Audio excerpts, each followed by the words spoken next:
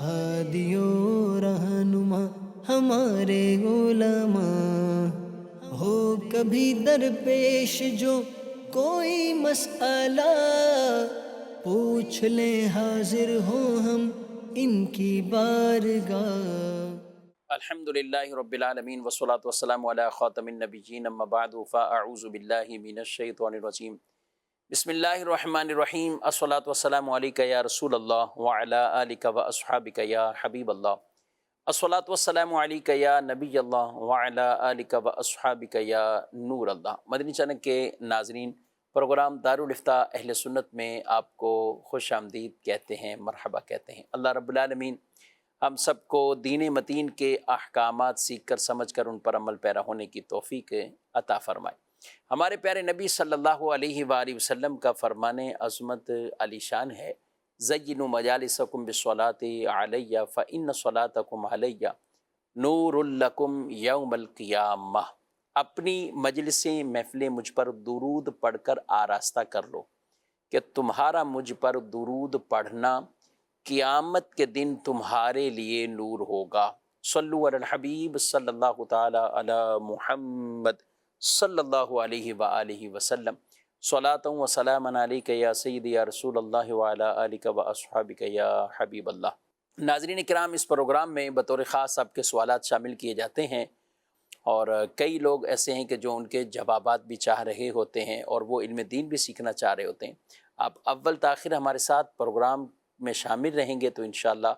بہت سا علم دین سوال جواب کی صورت میں سیکھنے کو ملے گا۔ ہمارے مہمان مفتی محمد جمیل رضا عطاری ہیں، ان کو خوش آمدید کہتے ہیں۔ جزاکم اللہ۔ کیسے مزاج گرامی آپ کے؟ الحمدللہ علی کل حال۔ ماشاءاللہ۔ بڑھتے ہیں، ہمارے پاس کچھ ویڈیو سوال آتے ہیں، دیکھتے ہیں ہمارے ناظرین کیا پوچھنا چاہتے ہیں۔ میرا مفتی صاحب سے یہ سوال عرض ہے کہ کس صورت میں نماز مغرب مکروہ تحریمی ہو رہی ہوتی ہے، یعنی ستارے نظر آ جائیں، ایسی صورت میں نماز واجب الاعادہ ہوگی یا نہیں؟ جواب ارشاد فرما دے۔ کس صورت میں نماز مکروہ تحریمی شمار ہو جائے؟ اچھا، پہلے تو یہ بتائیں کہ کیا مغرب کی نماز کے اندر کیا دو طرح کے وقت ہیں، کہ ایک ہے نارمل نماز ادا ہو جانا اور ایک ہے کہ وہ وقت اس کے لیے مکروہ تحریمی ہو جانا؟ عصر کے لیے تو ہم سنتے ہیں، اور عصر کے لیے مسئلہ بھی مشہور ہے کہ عصر کی نماز کو اگر اتنا مؤخر کر دے کوئی آدمی کہ اتنی تاخیر کرے کہ آخری 20 منٹ آ گئے، تو یہ مکروہ تحریمی والا اور ناجائز گناہ والا معاملہ ہے اگر اس نے جان بوجھ کر اتنی دیر کی۔ تو کیا مغرب میں بھی ایسا کوئی منٹوں کے حساب سے بھی کچھ ہے وقت؟ کیا فرماتے ہیں؟ بسم اللہ الرحمن الرحیم۔ جس طرح عصر کی نماز کے حوالے سے احادیث کریمہ کی روشنی میں 3 اوقات میں سے ایک وقت غروب آفتاب سے پہلے کا وہ نماز کے حوالے سے مکروہ بتایا گیا ہے کہ جس میں نماز پڑھنا ناجائز ہوتی ہے، لیکن اگر کسی نے آج کے دن عصر کی نماز نہ پڑھی ہو اور اتنی تاخیر ہو گئی کہ سورج غروب ہونے میں تقریباً 20 منٹ کا وقت رہ گیا، جس میں سورج میں پلاہٹ پیدا ہو جاتی ہے، تو یہ ایک مکروہ وقت ہے۔ کسی بھی آدمی کا نماز عصر میں اتنی تاخیر کرنا یہ ناجائز ہے، لیکن اس کو آج کے دن کی عصر پڑھنی ہوگی۔ تو اسی طرح احادیث کریمہ کی روشنی میں سرکار دو عالم صلی اللہ علیہ وآلہ وسلم نے نماز مغرب کے حوالے سے بھی اپنی امت کو ایک تعلیم ارشاد فرمائی ہے۔ ابو داؤد شریف کی روایت ہے، حضرت سیدنا عقبہ بن عامر رضی اللہ تعالیٰ عنہ، حضرت سیدنا ابو ایوب انصاری رضی اللہ تعالیٰ عنہ، ان دونوں صحابہ کرام علیہم رضوان سے روایت مروی ہے کہ سرکار دو عالم صلی اللہ علیہ وسلم نے ارشاد فرمایا، میری امت ہمیشہ فطرت پر رہے گی، فطرت پر رہے گی جب تک مغرب میں اتنی تاخیر نہ کرے کہ ستارے گتھ جائیں۔ اب یہ ستارے گتھ جانا، اس کو عربی زبان میں اشتباک نجوم بھی کہا جاتا ہے۔ اشتباک نجوم، تو اشتباک نجوم کا مطلب ہے ستاروں کا ایک پورا جال سا بننا شروع ہو جائے، قریب ستارے اور بھی ہوتا ہے کہ چھوٹے بڑے ستارے اس قدر ظاہر ہو جائیں کہ ہم جب آسمان پر دیکھیں تو بہت زیادہ ستارے، چھوٹے ستارے بھی نظر آنا شروع ہو جائیں، بڑے ستارے بھی روشن نظر آنا شروع ہو جائیں۔ تو نماز مغرب کے اندر اتنی تاخیر کو سرکار دو عالم صلی اللہ تعالیٰ علیہ وآلہ وسلم نے اس حدیث مبارکہ کی روح سے یہ ایک طرح سے ناپسند فرمایا ہے۔ اور یہی مسئلہ علماء کرام نے بھی کتابوں میں لکھا ہے کہ مغرب کی جو نماز ہے اس کے اندر ہمیشہ جلدی مستحب ہے۔ جلدی کا مطلب یہ ہے کہ 2 رکعت، یعنی مغرب غروب آفتاب ہوا، اب اس کے بعد سے 2 رکعت جتنی ٹائم میں نماز پڑھی جا سکتی ہے اتنی تاخیر، تو یہ جلدی یعنی اتنی تاخیر کے اندر اتنے وقت کے اندر نماز مغرب شروع کر دی جائے۔ البتہ اگر اتنی تاخیر کریں گے کہ 2 رکعت نماز پڑھی جا سکے، اس سے زیادہ وقت تک اگر نماز مغرب میں تاخیر کی جائے گی تو یہ تاخیر کرنا مکروہ ہے، تنزیہی ہے۔ اگر بغیر کسی سفر یا مرض یا کسی عذر کے بغیر اتنی اگر تاخیر ہو تو مکروہ تنزیہی، اور اگر اتنی تاخیر کی جائے کہ ستارے ظاہر ہونا شروع ہو جائیں، ستارے چھوٹے بڑے سائز کے وہ نظر آنا شروع ہو جائیں، تو جس کو ستارے اردو زبان میں کہتے ہیں ستارے گتھ جانا، اور عربی زبان میں اشتباہ کے نجوم کہا جاتا ہے، تو یہ جو وقت ہوگا یہ نماز مغرب کی ادائیگی کے لیے اتنی تاخیر کرنا مکروہ تحریمی ہے۔ تو جس طرح آج کی نماز عصر اگر کسی نے اتنی تاخیر کر دی کہ غروب آفتاب میں تقریباً 20 منٹ کا ٹائم رہ گیا، جس ٹائم میں سورج میں ہمیں پیلاہٹ نظر آنا شروع ہو جاتی ہے، تو یہ نماز میں اتنی تاخیر کرنا عصر کی آج کے دن کی یہ مکروہ تحریمی فعل ہے۔ ٹھیک۔ اسی طرح نماز مغرب میں اتنی تاخیر کر لینا کہ ستارے نظر آنا شروع ہو جائیں اور بہت زیادہ ستاروں کا جم گٹھا نظر آنے لگے، تو اتنی تاخیر کرنے کا عمل یہ بھی مکروہ تحریمی ہے، یعنی گناہ گار ناجائز گناہ ہے۔ ناجائز فعل کا مرتکب ہوا۔ لیکن دونوں صورتوں میں آج کے دن کی جو عصر مکروہ وقت میں پڑی ہے یا آج کے دن کی مغرب اشتباہ کے نجوم و ستارے بہت زیادہ ظاہر ہو جانے کے وقت میں پڑی ہے، تو ان نمازوں کا اعادہ کا حکم شریعت مطہرہ نے نہیں فرمایا، یعنی دوبارہ پڑھنا واجب نہیں۔ ہاں، ان نمازوں کو جیسے ایک ضابطہ قاعدہ بیان کیا جاتا ہے کہ کلو صلاۃ ادیت مع کراہت تحریم تجب اعادتها، کہ جو بھی نماز مکروہ تحریمی افعال کے ساتھ ادا کی جائے تو اس نماز کا اعادہ واجب ہے۔ تو علماء کرام نے اس ضابطے کے بارے میں فرمایا ہے کہ یہ ضابطہ ان کراہت تحریمی افعال کی صورت میں نماز کے اعادے کو واجب قرار دیتا ہے کہ جو نفس نماز کے واجبات ہوں اور ان میں سے کوئی واجب ترک کرنے کی وجہ سے نماز میں کراہت تحریمی کا ارتکاب ہوا ہو، یا کوئی کام ایسا جو نفس نماز میں ایسا عمل کرنا جائز نہیں تھا، مکروہ تحریمی تھا، اس کا ارتکاب اگر کوئی کرے گا تو اس پر نماز کا اعادہ واجب ہے۔ البتہ کسی اور وجہ سے کراہت تحریمی کا ارتکاب کیا جا رہا ہو جو نفس نماز میں جس کا کوئی عمل دخل نہ ہو، تو ایسے کسی خارجی امر کی وجہ سے آدمی مکروہ تحریمی فعل کا مرتکب ہو تو اس نماز کا اعادہ واجب نہیں ہوتا۔ تو البتہ اتنی تاخیر کرنا عصر کے وقت میں کہ مکروہ وقت آ جائے، اور اتنی تاخیر کرنا مغرب کے وقت میں کہ ستارے بہت زیادہ ظاہر ہونا شروع ہو جائیں، تو ان دونوں اوقات تک تاخیر کرنے کا جو عمل ہے آدمی کا بلا عذر شرعی، اس میں آدمی گناہ گار ہوتا ہے۔ یہ بھی کتنی ایک اہم ترین چیز ہے۔ اور جمیل صاحب، دونوں میں کیا فرق بھی ہے کہ جیسے عصر کی نماز میں تو وہ وقت ہی مکروہ ہے کہ اس دوران کوئی قضا پچھلی نہیں پڑھی جا سکتی، اس لیے آپ بار بار آج کی عصر یہی کہہ رہے تھے کہ وہ تو پڑھ سکتے ہیں اور پڑھنی ہوگی بلکہ، لیکن پچھلی کو قضا نہیں پڑھیں گے، نفل نہیں پڑھیں گے۔ لیکن مغرب کا جو یہ وقت ہے تو کیا اس وقت میں بھی کراہت ہے کہ اس میں آج کی مغرب اتنی لیٹ ہوئی، وہ تو مکروہ تحریمی والا معاملہ ہوا، لیکن اس دوران کوئی نفل پڑھنا چاہ رہا ہے یا کوئی قضاء عمری کرنا چاہ رہا ہے تو اس میں کیا کہیں گے؟ دیکھیں، ان میں عصر کی نماز کے وقت میں اور مغرب کی نماز کے وقت میں دونوں میں آج کے دن کی جو عصر یا مغرب پڑھی جا رہی تھی اس کے بارے میں تو یہ حکم دونوں یکساں ہیں، ٹھیک ہے۔ لیکن جو 3 اوقات مکروہہ ہیں، فجر کے جب وقت ختم ہوتا ہے طلوع آفتاب کے بعد سے تقریباً 20 منٹ کا دورانیہ جس میں سورج آہستہ آہستہ پیلاہٹ سے سفیدی کی طرف آ جاتا ہے، تو یہ وقت مکروہ تحریمی ہے، اس میں نہ فرض نماز پڑھ سکتے ہیں، نہ نفل، نہ سنت، کوئی سی بھی نماز نہیں پڑھ سکتے، حتیٰ کہ سجدہ تلاوت بھی اس وقت میں نہیں کریں گے، سجدہ شکر بھی ادا نہیں کریں گے۔ ٹھیک، اسی طرح دوسرا جو وقت آتا ہے ذہاب کبریٰ، جسے عوام الناس زوال کا وقت کہے گے، مطلب اس مسئلے کو یاد رکھا ہوا ہے، وہ جب سورج عین سر پہ آ جاتا ہے تو اس وقت میں بھی نہ کوئی نفل نماز پڑھ سکتے ہیں، نہ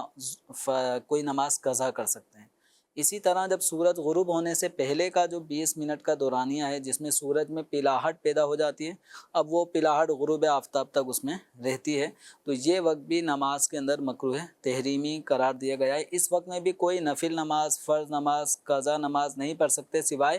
اس دن کی عصر جو نہیں پڑھی تھی۔ اچھا، اس کے علاوہ ان 3 اوقات کے علاوہ جو مغرب کی نماز کا جو وقت مکروہ بتایا گیا ہے، وہ خاص اسی دن کی مغرب میں اتنی تاخیر کرنے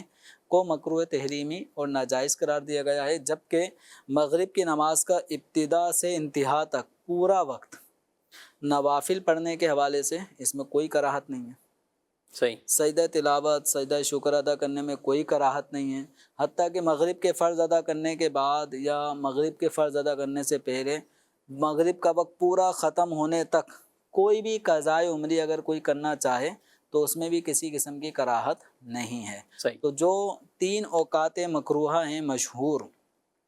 ان میں کسی قسم کی نماز نہیں پڑھی جائے گی۔ البتہ نفل نماز کے لیے کچھ اور اوقات بھی ہیں جو جن میں ممانعت ہے۔ جن کے اندر ان کی ادائیگی منع ہے، لیکن جو 3 اوقات مکروہہ ہیں ان میں کسی بھی قسم کی نماز پڑھنا جائز نہیں ہوتا۔ اب جیسے مغرب کا وقت ہو گیا،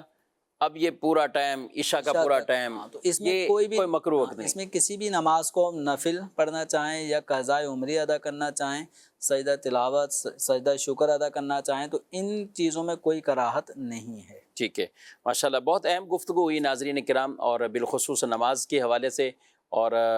گھروں میں ایسے معمولات بعض اوقات ہو جاتے ہیں کہ مسجدوں میں جو جانے والے مرد حضرات ہیں، مسجد سے پڑھ لیں گے تو ظاہر ہے بلا کراہت اور جماعت کا ثواب الگ، یہ تو ادا کر لیتے ہیں۔ گھر کی خواتین کو بھی معمول یہی بنانا چاہیے کہ مسجد میں اذان ہوگی تو یہ بھی نماز کے لیے ریڈی ہو جائے، اگرچہ اس کے لیے مستحب یہی ہے کہ فجر کے علاوہ بقیہ نمازوں میں اتنا وہ وقت کہ مسجد میں مردوں کی جماعت ہو جائے، اب یہ اپنی نماز پڑھے۔ لیکن اگر اس نے پہلے بھی پڑھ لی، جماعت سے پہلے بھی پڑھ لی، نماز اس کی ہو جائے گی، وہ بہتر حکم ہے۔ اور فجر میں یہ بھی نہیں ہے، فجر میں کہ آپ پہلے ہی پڑھ سکتے ہیں۔ تو کوشش یہی کرنی چاہیے، خواتین کو بھی اتنی لیٹ نماز نہیں کرنی چاہیے کہ مکروہ تحریمی وقت آ جائے اور گناہ گار ہو جائیں، تو اس لیے ان کو بھی اس چیز کا خیال رکھنا ہے۔ مزید بڑھتے ہیں سوالات کی طرف۔ میرا نام محمد فہد طاری ہے۔ میرا آپ سے سوال یہ ہے کہ ہمارے کچھ آئٹم امپورٹڈ آئٹم باہر ملک سے آتے ہیں، جو ہم کسٹمر کو جب ہم سیل کرتے ہیں تو کسٹمر واپسی لے کر آتا ہے استعمال کر کے، تو وہی کہتا ہے کہ آپ اس کو چینج کر دیں یا واپسی کر دیں، تو آپ بتائیں کہ ہم اس کو استعمال شدہ سامان کو واپسی یا چینج کر سکتے ہیں؟ جی، اگر کوئی بھی آدمی کوئی چیز خرید لیتا ہے، خریدنے کے بعد اب اسے خریدنے کے بعد ایک قسم کا افسوس ہو رہا ہے کہ یہ میں نے قبل از وقت خرید لی، ابھی پڑے پڑے خراب ہو سکتی ہے، یا ضرورت سے زائد ہے اور مجھے ابھی پیسوں کی حاجت ہے اور یہ چیز اتنی اہم بھی نہیں ہے، لہذا اس کو واپس کر دیتے ہیں، تو کوئی بھی صورت بن سکتی ہے جس میں خریدار اپنے کیے ہوئے سودے کو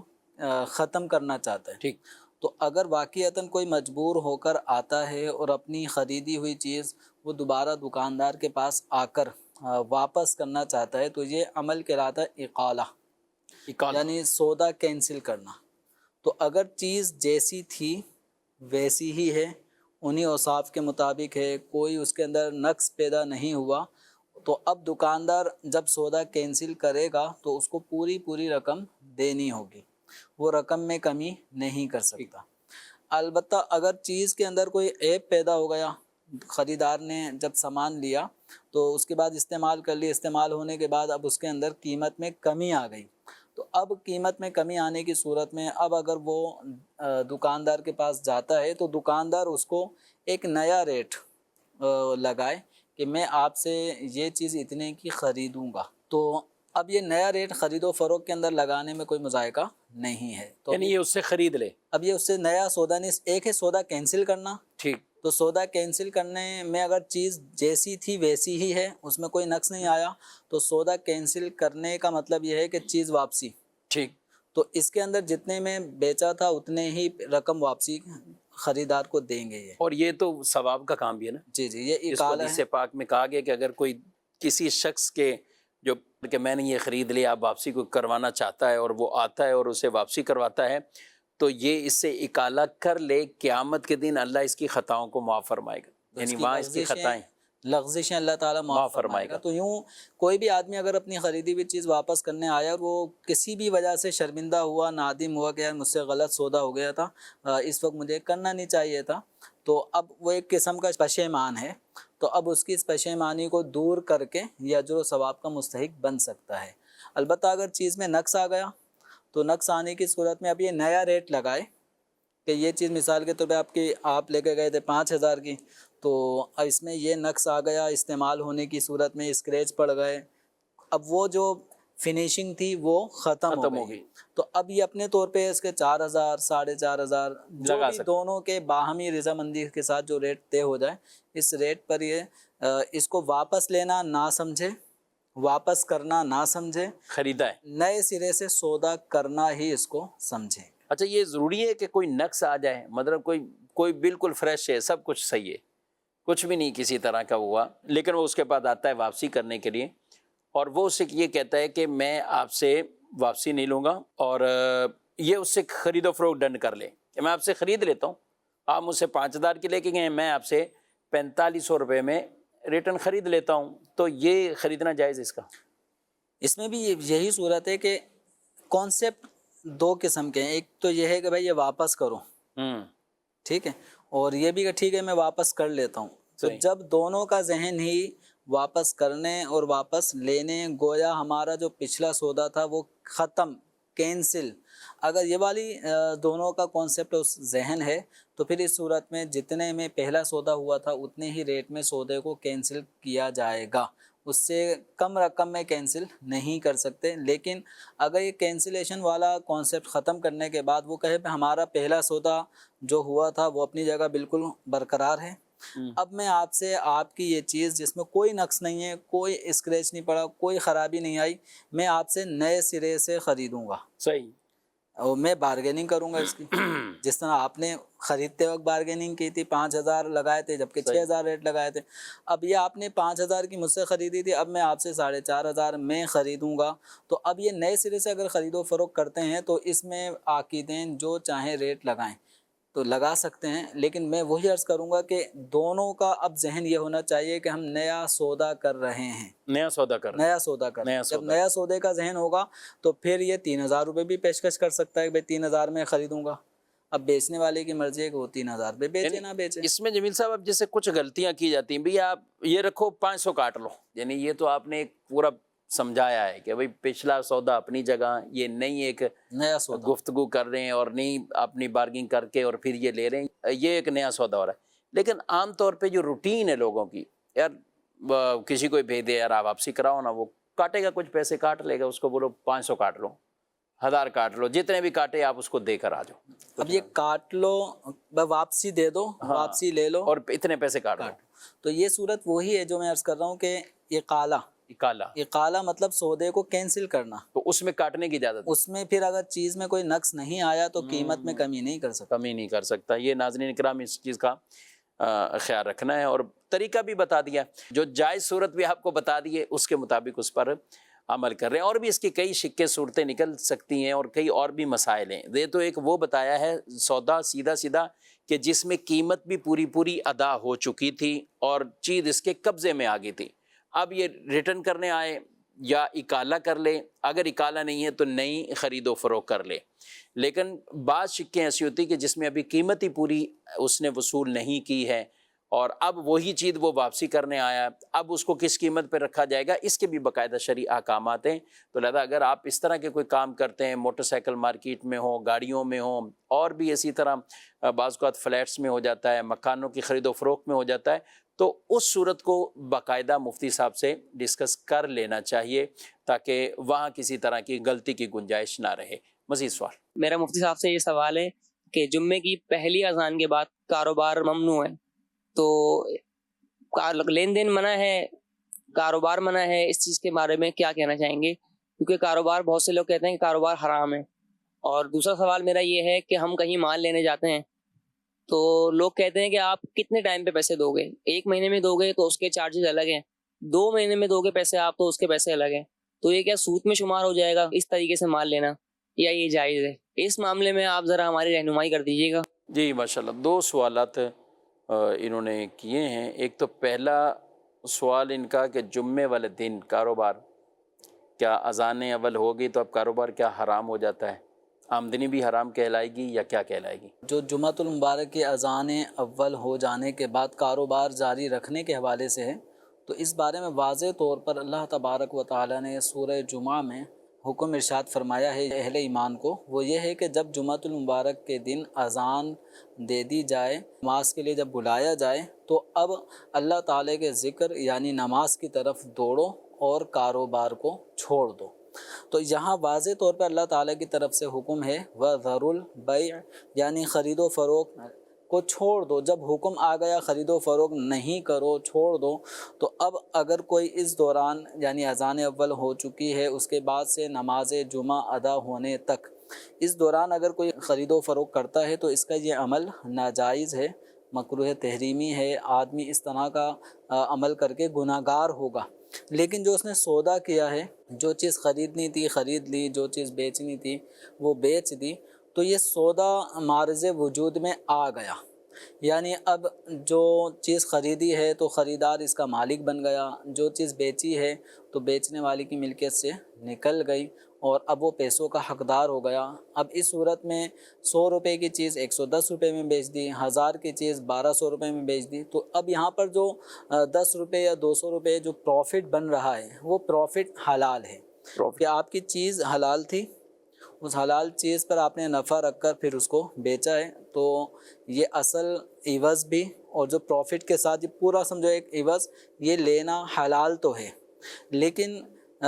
یہ جو لین دین کا عمل ہے یعنی پروفٹ حلال ہے، لیکن یہ پروفٹ لینا یعنی پیسے لینا، پیسے دینا، چیز دینا، چیز لینا، اب یہ لین دین بھلے نماز کے بعد بالفرض نماز کے بعد کریں گے، لیکن اس دوران جو سودا معاہدہ ایجاب قبول جو ہو رہا ہے یہ عمل بھی ناجائز ہے۔ حتیٰ کہ اگر ریڑھی پر کوئی سامان رکھا ہوا ہے جو ہر آئٹم پتہ ہے کہ اتنے کا ہے، تو اذان ہو چکی، اب مسجد آتے آتے کوئی اس طرح جیسے بعض لوگ عطر بیچ رہے ہوتے ہیں، تو اب مسجد آتے آتے یہ عطر کی خرید و فروخت بھی منع ہو جائے گی، یعنی یہ اسی خرید و اسی فروخت میں آ جائے گا۔ اب ٹوپی خرید رہے ہوتے اچھا، ہیں، اس میں خرید و فروخت ہی ممانعت ہے یا ہر وہ کام جو اس کو جمعے کی طرف لے جانے کے لیے روک رہا ہے، مانع بن رہا ہے، وہ کام بھی ممانعت ہو جائے؟ جہاں اللہ تبارک و تعالیٰ کی طرف سے 2 حکم ہمیں دیے گئے ہیں، فَاسْعَوْا إِلَىٰ ذِكْرِ اللَّهِ ٹھیک، وَذَرُوا الْبَيْعَ، کہ اللہ تعالیٰ کے ذکر یعنی نماز جمعہ کے لیے جلدی کرو، سعی کرو، دوڑو، کوشش کرو۔ تو اب اس عمل میں ہر وہ کام جو سعی الی الجمعہ میں خلل ڈالے، رکاوٹ پیدا کرے، وہ سب کی ممانعت ہو گئی۔ عام طور پہ دیگر کاموں کے مقابلے میں خرید و فروخت یہ زیادہ غفلت میں ڈال دیتی ہے، تو بالخصوص اس کا ذکر کیا گیا کہ کاروبار کو بھی چھوڑ دو۔ تو جمعۃ المبارک والے دن چونکہ دن کا وقت ہوتا ہے اور کام اس وقت یوں سمجھیں کہ عروج پر آنے لگتا ہے، مارکیٹیں کھلنے لگتی ہیں، کچھ پہلے سے کھلی ہوتی ہیں، تو یہ لین دین خرید و فروخت کا جو عمل ہوتا ہے یہ دیگر کاموں کے مقابلے میں نماز جمعہ کی ادائیگی میں غفلت زیادہ پیدا کر دیتا ہے۔ صحیح، کیونکہ بارگیننگ ہوتے ہوتے گفتگو ٹائم لگ، قائل کرتے ایک دوسرے کو ٹائم لگ جاتا ہے، اور ادھر نماز جمعہ بھی ممکن ہے کہ ہو جائے، اور بعض اوقات بھائی یہ سودا بھی، اس کو بھی نمٹا دو، اس کو بھی نمٹا دو، تو آدمی پھر جب غفلت کا شکار ہوتا ہے تو نتیجہ یہ نکلتا ہے کہ ذکر اللہ یعنی عبادت سے، نماز سے وہ غافل ہو جاتا ہے۔ تو فَاسْعَوْا إِلَىٰ ذِكْرِ اللَّهِ، اس میں ہر وہ کام جو نماز جمعہ میں تاخیر کا سبب بنے وہ سب کے سب رکاوٹوں کو چھوڑنا اس میں داخل ہے، اور سر فہرست دیگر کاموں کے مقابلے میں خرید و فروخت، اس میں چونکہ دلچسپی ہو جاتی ہے، جو سودا کرنا ہے اس طرف زیادہ انہماک ہو جاتا ہے، اس لیے خاص کر اس کا بھی ذکر کر دیا گیا۔ صرف خرید و فروخت ہی کی ممانعت نہیں ہے، ہر اس کام کی ممانعت ہے جو سعی الی الجمعہ میں جمعے کی طرف چلنے میں، کوشش کرنے میں رکاوٹ بن رہا ہو۔ ٹھیک۔ اچھا، دوسرا ان کا سوال تھا کہ کبھی ہم کچھ خرید و فروخت کرنے جاتے ہیں تو ہمیں یہ کہا جاتا ہے کہ یہ چیز 1 مہینے کے لیے تو یہ ریٹ ہے، اگر 2 مہینے ہو گئے تو پھر ریٹ کچھ اور بڑھا دیا جاتا ہے، تو کیا کہیں گے آپ اس پر؟ سودا مکمل ہونے سے پہلے ایک آپشن جیسے بارگیننگ ہو رہی ہے، تو دکاندار جس طرح ایک ریٹ بتاتا ہے 5,000 روپے والی چیز کا کہ یہ میں 4,000 میں لوں گا، دکاندار 5,000 پہ اٹکتا ہے، پھر بالآخر ایک سودا 4,500 میں ممکن ہے ہو جائے، کچھ وہ نیچے آتا ہے کچھ آپ اوپر آتے ہیں۔ تو جب تک پروسیس چل رہا ہے اس دوران ریٹ مختلف ڈسکس ہو رہے ہوتے ہیں، ابھی سودا نہیں ہوا ہوتا، بعد میں ایک ریٹ پہ سودا ہو جاتا ہے تو بس اسی پہ سودا ہو گیا فائنل، اب خریدار کو اتنے ہی پیسے دینے ہیں، دکاندار بیچنے والا اب اس سے 1 روپیہ بھی زیادہ الگ سے نہیں مانگ سکتا۔ ٹھیک، اب اسی طریقے سے دکاندار وہ اپنی ایک چیز کے مختلف ریٹ لگاتا ہے، صحیح، اچھا کسی کو وہ 500 کی بیچ دیتا ہے اور کسی کو 600 سے نیچے بھی نہیں آتا، اس کی چیز ہے، اس کی مرضی ہے، جس گاہک کے ساتھ وہ جتنے میں بھی لین دین کرے یہ بھی جائز ہے۔ اچھا اسی طریقے سے دکاندار کے لیے یہ بھی جائز ہے کہ اپنی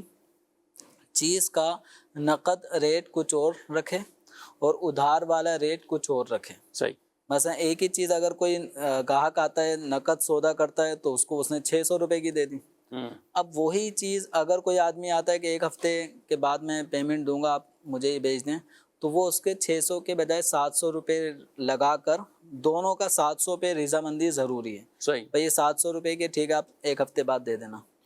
تو نقد میں 600 اور ادھار میں 700، دو الگ الگ گاہکوں کے ساتھ بھی یہ سودا کرنا جائز ہے۔ صحیح، اچھا اسی طرح ایک ہی گاہک ہے، اس کو دکاندار کہتا ہے کہ اگر آپ یہ چیز نقد لیں گے تو یہ 1,000 روپے کی ہے، ٹھیک، اگر آپ ادھار لیں گے اور ادھار کی مدت اگر 1 مہینہ ہے تو میں 1,500 روپے لوں گا، صحیح ہے، اچھا اگر آپ دیں گے 6 مہینے کے بعد تو میں 2,000 روپے لوں گا۔ صحیح، تو اب دکاندار کے پاس 3 آپشن آ گئے کہ اگر نقد لیتا ہے تو 1,000 کی مل جائے گی، 1 مہینے کے ادھار پر 1,500 کی مل رہی ہے، اور 6 مہینے کے ادھار پہ 2,000 کی مل رہی ہے۔ ابھی خریدار سوچ رہا ہے کہ میں کون سا والا ریٹ ڈن کروں، تو اب وہ تینوں میں سے کوئی سا بھی ریٹ ڈن کر دے وہی سودا ہو جائے گا، صحیح، یعنی اگر وہ 1,000 روپے دے کر نقد اٹھا لیتا ہے کہ تو بھی کون 500 روپے اور زیادہ دے، اچھا کسی کے پاس اس وقت پیسے نہیں، وہ کہتا ہے ٹھیک ہے کوئی مسئلہ نہیں 500 روپے زیادہ بھی دے دوں گا، تو اس وقت تو میری حاجت و ضرورت پوری ہو رہی ہے، تو وہ 1,500 پہ سودا ڈن کر دیتا ہے اور مہینے بھر کے لیے، یا وہ 6 مہینے والا ادھار 2,000 میں طے کر لیتا ہے، تو اب گویا سودا 2,000 میں ہی ہوا، 2,000 میں، ٹھیک ہے۔ تو اس طرح کرنے میں کوئی مذائقہ نہیں ہے کہ نقد ریٹ کچھ اور ہو ادھار کچھ اور ہو۔ اچھا ادھار کی مدتیں بھی کم زیادہ ہونے کی وجہ سے وہ ریٹ مختلف بیان کرے اور خریدار اس مختلف ریٹ میں کسی ایک کو چوائس کر لے، منتخب کر لے اور پھر اس پہ سودا کر لے، تو سودا ایک مخصوص معلوم ریٹ پر ہوا ہے اور چیز بھی معلوم ہے، حلال ہے، اور جو ادھار ہے اس کی مدت بھی معلوم ہے، قیمت بھی متعین ہو چکی ہے، تو کسی بھی قسم کی شرعی اصول و ضوابط کے مطابق خرید و فروخت میں کوئی نقص نہیں آیا، اور سود بھی نہیں کرائے، سود بھی نہیں کہلائے گا۔ یہ جو ایسا نہیں ہے کہ یہ جو 500 روپے زیادہ لے رہا ہے تو یہ سود ہو گیا، سود بھی نہیں ہے۔ جمیل صاحب یہ تو آپ نے کہا سود نہیں ہے، پھر ہوتا یہ ہے کہ جیسے یہ اتنی صورتیں بیان کر دی نا، اس نے 1 مہینہ 2 مہینے 3 مہینے، اب 1 مہینے کا ساتھ طے ہوا تھا کہ یہ چیز 15,000 روپے کی بالفرض، اگر 2 مہینے آپ نے لیٹ پیسے رکھنے ہیں تو شروع میں طے ہو رہا ہے کہ پھر ہم 18 کی بیچیں گے، 3 ہیں تو پھر ہم 20 کی بیچیں گے، اب اس نے لے لی 1 مہینے کے لیے 15,000 روپے کی، اب یہ ڈن ہو گیا، خرید و فروخت مکمل ہوگی، اب کیا کر رہے ہیں کہ مہینے سے اوپر ہو رہی ہیں، تو یہ جیسے 2 مہینے کراس کر رہے ہیں تو وہ کہہ رہا ہے مجھے 18 دو، کیونکہ میں نے شروع میں ہی کہہ دیا تھا، یہ کیا ہے؟ اچھا اب دیکھیں جو ہماری گفتگو ہوئی اس کے اندر یہی تھا کہ کسی ایک مدت پر ایک فکس ریٹ پہ سودا ہو چکا، اب خریدار کے اوپر اتنے ہی پیسے دینا لازم ہیں جتنے ریٹ پہ سودا ہوا۔ اب دکاندار کے لیے اس سے 1 روپیہ بھی زیادہ مطالبہ کرنا جائز نہیں ہوگا، اور خریدار پہ بھی لازم ہے کہ اس نے جس ادھار کی مدت پہ سودا کیا تھا اس مدت کے اندر اندر پیسوں کی ادائیگی کا بندوبست کرے اور مدت آنے پر فوراً ادائیگی کر دے، بلا عذر اس کا تاخیر کرنا جائز نہیں ہے، اور یہ جہاں بلا عذر تاخیر کرے گا گناہگار ہوگا، اب جو دکاندار ہے اس کے لیے یہ جائز نہیں ہے کہ یہ دیکھتا ہے 1 مہینہ تو گزر چکا ہے، 1 مہینے کے ادھار پر ہی ہمارا 15,000 کے ریٹ پہ سودا ہوا تھا، اور اب میں نے دوسرا آپشن رکھا تھا 2 مہینے میں دو گے تو 18,000 روپے میں، تو اب یہ دکاندار کہتا ہے ٹھیک ہے 1 مہینہ اور لیٹ کرے گا، میں 18,000 مانگوں گا، تو دکاندار کا 18,000 لینا جائز نہیں ہے، کیونکہ سودا 1 مہینے کے ادھار پر 15,000 میں ہوا ہے، نہ کہ 2 مہینے کے ادھار پر 18 میں۔ تو جس ریٹ پہ سودا ہوا تھا اتنے ہی عوض کا دکاندار مطالبہ کر سکتا ہے، 1 روپیہ بھی زیادہ نہیں مانگ سکتا، تو یہ ناجائز ہوگا۔ اب یہ سود ہوگا، ٹھیک ہے، اچھا اب یہ ہاں یہ سود ہوگا۔ اسی طرح یہ آپشن رکھنا،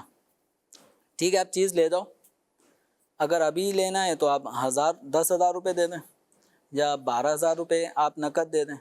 اور اگر آپ 1 مہینے کے ادھار پہ ہوگا تو یہ 15,000 ہوگا، 2 مہینے کے ادھار پہ یہ 18,000 ہوگا۔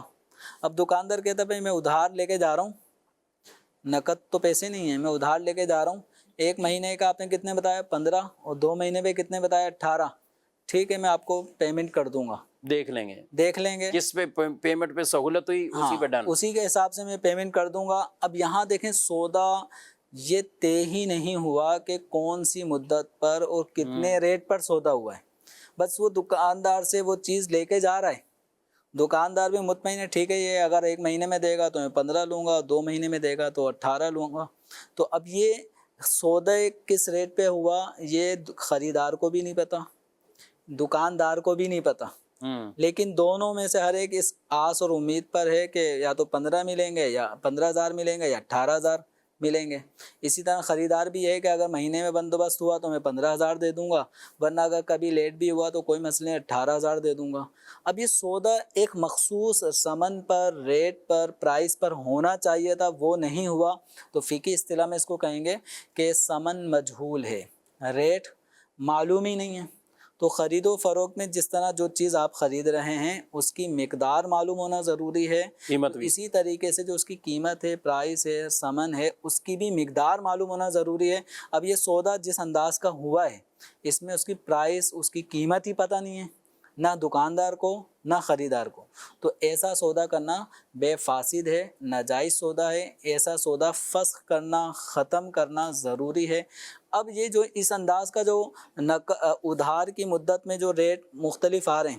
یہ والی وہ صورت ہے جس کو کہا جاتا ہے کہ ناجائز ہے۔ جمیل صاحب آپ کہہ رہے ہیں جس میں قیمت ہی نہیں پتہ، تو وہ کہہ رہے ہیں قیمت تو پتہ ہے نا، 18 ہے یا 20 ہے، دونوں میں سے کوئی ایک ہے، 15 ہے، 18 ہے، 20 ہے، 2 مہینے، 1 مہینہ تو اتنی، 2 مہینے اتنی، 3 مہینے اتنی، جی تو یہ بھی کہیں گے ہم کہ نہیں پتہ، گویا کہ یہ طے نہیں ہوا، طے نہیں ہوا، کنفرم نہیں ہے، کنفرم، یعنی سودا جس ریٹ پہ ہونا چاہیے وہ اور ایک confirm ریٹ ہو، پر، ایک ریٹ ایک پر ریٹ۔ سودا ہونا ضروری ہے، یہ آپشنل نہیں ہوگا کہ آپ کی مرضی آپ 6 مہینے تک نہیں دو پیسے، لیکن ہر مہینے آپ 2,000 روپے بڑھاتے رہو گے، سود میں جائے گا، یہ پھر سود والی صورت ہو جائے گی، ناجائز پہلو ہو جائے گا۔ اور یہ سودا اس طرح کرنا ناجائز ہے کہ سودا کسی ایک قیمت پر طے ہی نہیں ہوا، تو خرید و فروخت میں اس طرح آپشن نہیں دیا جا سکتا۔ یعنی یہ شرعی احکامات ہیں ناظرین کرام، ہمیں یہ سیکھنے چاہیے، اس میں یہ نہیں کہ دیکھیں گے نہیں وہ تو میرا دوست ہے، بھائی ہے، کر لیں گے، کئی مرتبہ جمیل صاحب یہ ہوتا ہے ارے ہم آپ کو راضی کر دیں گے، آپ کا نقصان نہیں کریں گے، آپ ٹینشن نہ لو، آپ اس طرح کی چیزیں کر کے آپ وہ خرید و فروخت کریں گے تو یہ ٹھیک نہیں ہے۔ شریعت نے جو اصول و ضوابط رکھے ہیں ان کے ریٹ فکس ہوں، چیزیں اور یہ طے ہوں سب معاملات، تو ان کو پہلے سے ہی ہمیں کلیئر کرنا چاہیے، اسی طرح ہم کریں گے تو ٹھیک ہے، ورنہ کئی شکیں ایسی ہو جائیں گی کہ کاروبار تو ہو رہا ہے لیکن گناہگار ہو رہے ہیں، اور بعض ایسی صورتیں جیسے ابھی بیان ہوئی تو سود اور گناہ کے زمرے میں چلے جائیں گے، تو ان تمام تر چیزوں سے ہمیں بچنا ضروری ہے۔ جی مزید سوالات لیتے ہیں۔ مفتی صاحب سے سوال یہ ہے کہ اگر کوئی یہ وصیت کر جائے کہ میرے جسم کے جو اعضاء ہیں وہ ڈونیٹ کر دیے جائیں، اسی طرح زندہ شخص اگر یہ کہے کہ میری یہ چیزیں کسی کو دے دی جائیں یا اس کو ہم فروخت کر دیں، تو کیا شرعی طور پہ ہم یہ کر سکتے ہیں؟ جزاک اللہ خیرہ۔ ہمارے جو جسمانی اعضاء ہیں یہ ہماری ملکیت نہیں ہے،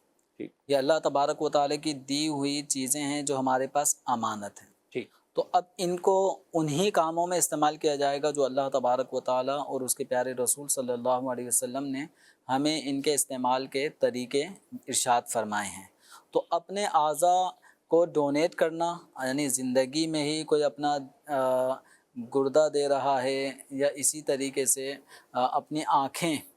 دے رہا ہے، تو الغرض جیتے جی اس طرح کوئی چیز ڈونیٹ کرنا اپنے اعضاء کو، پارٹس کو، یا دنیا سے جانے سے پہلے ہی وصیت کر جائے کہ جب میں مر جاؤں تو میری آنکھیں فلاں کو دے دینا یا کسی کو بھی دے دینا، میرے گردے، میرے پھیپھڑے کسی کو بھی نکال کے دے دینا، تو یہ وصیت کرنا بھی جائز نہیں ہے۔ اور اس وصیت پہ عمل کرتے ہوئے کسی مسلمان شخص کے جسم کو چیر پھاڑ کر یا اس کی آنکھوں کو نکال کر اس طرح کا عمل کرنا بھی جائز نہیں ہے، یہ مصلح کہلائے گا۔ اور یعنی مصلح کا مطلب ہوتا ہے کہ اپنے اعضاء یا جسم انسانی کو بگاڑ دینا، تو اس کی اجازت نہیں ہے۔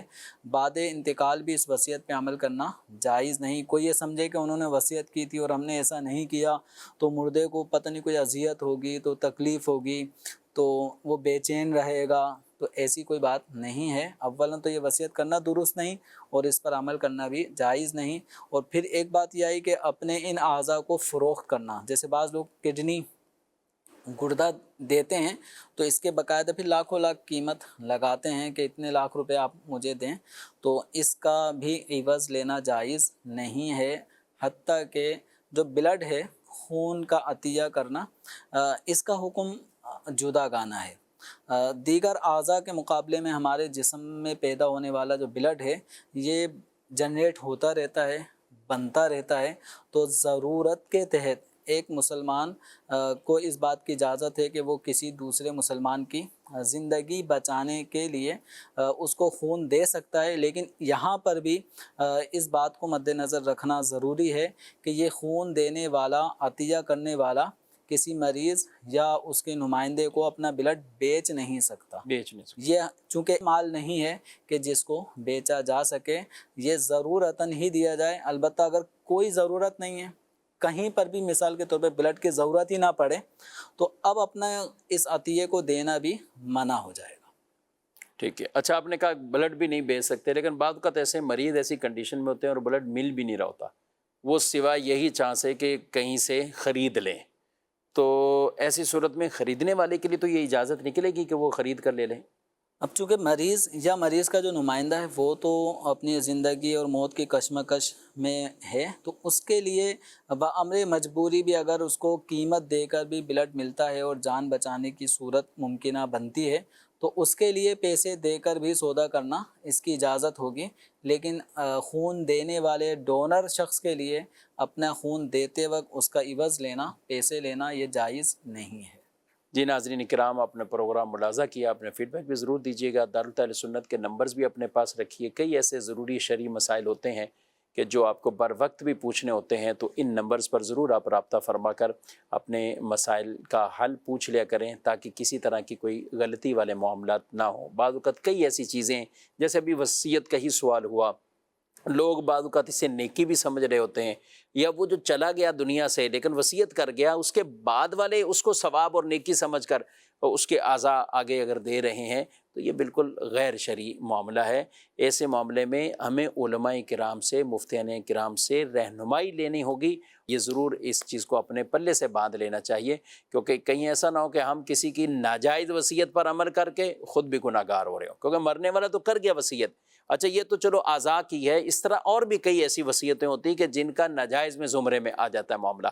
تو اب یہ نہیں وہاں دیکھا جائے گا کہ اس میت کی خوشی کے لیے ہم یہ کام کر رہے ہیں، نہیں، وہاں پھر آپ کو ایسی صورتحال میں اس وصیت پر عمل نہیں کرنا، جو حکم شریعت ہے اس کے اوپر آپ کو عمل کرنا ہے۔ اللہ پاک ہم سب کو دین متین کے احکامات سیکھ کر سمجھ کر ان پر عمل پیرا ہونے کی توفیق عطا فرمائے، آمین بجاہ النبی الامین صلی اللہ علیہ وسلم۔ ہادی و رہنما ہمارے علماء، ہو کبھی درپیش جو کوئی مسئلہ، پوچھ لیں حاضر ہوں ہم ان کی بارگاہ۔